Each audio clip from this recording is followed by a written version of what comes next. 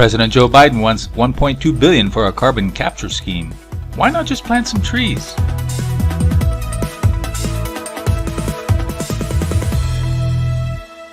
Hello, this is Chart GPT Today. Yes, the Joe Biden administration through the U.S. Department of Energy announced a $1.2 billion scheme to do two commercial-scale direct air capture facilities in Texas and Louisiana. One is in, I guess, Cypress. The other one is in Clarksburg County in Texas.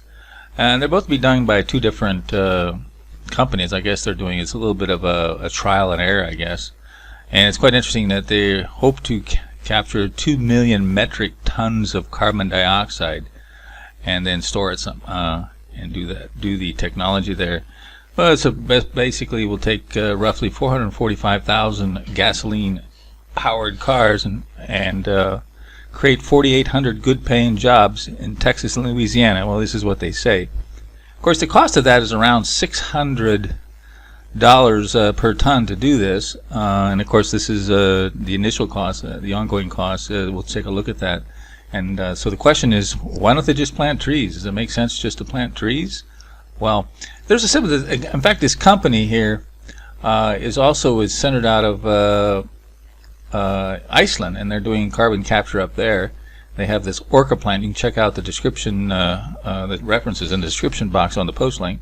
So the interesting thing here is that it costs them 2,600 basically kilowatts to power it, which is about what a natural gas power plant. So the net of this is really zero, but it's the technology. They refined it.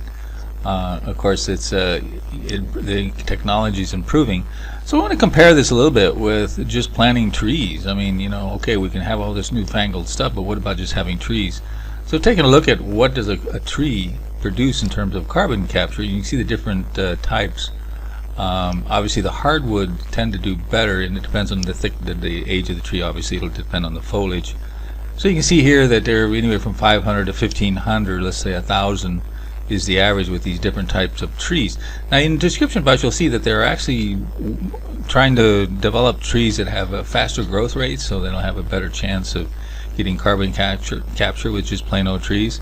And here's a kind of a chart, the best types of trees, and look at that, redwood trees, those are the biggest, and they last a long time. So we talk about the existence of a plant. These redwoods can last almost 2,000 years, so I wonder if this plant will last.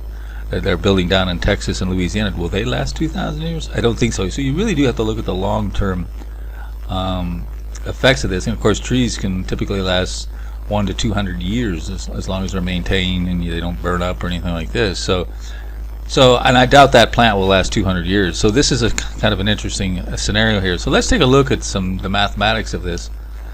So the average American produces about 15 tons of CO2 per year.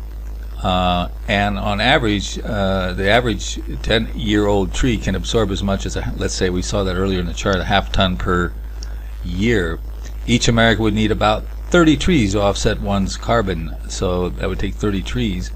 But then once you plant the trees, and assuming that you don't increase your carbon footprint, maybe even decrease, you can adjust that. Each tree's initial cost is between 10 and 20 if you buy them in bulk.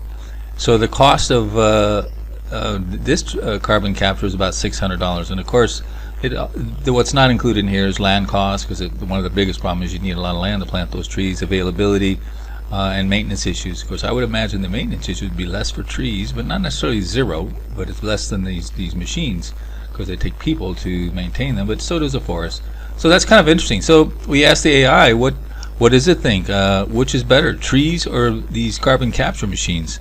So take a look at that in the description post and take our online poll. What do you think? Would be better off with just planting trees, or should we use this carbon capture? Again, we have links in the description box. There's some alternative analysis in there. I think the jury is still out on whether trees or machines are better for carbon capture, but I'll let you take a look at those and take our online poll. Don't forget to subscribe.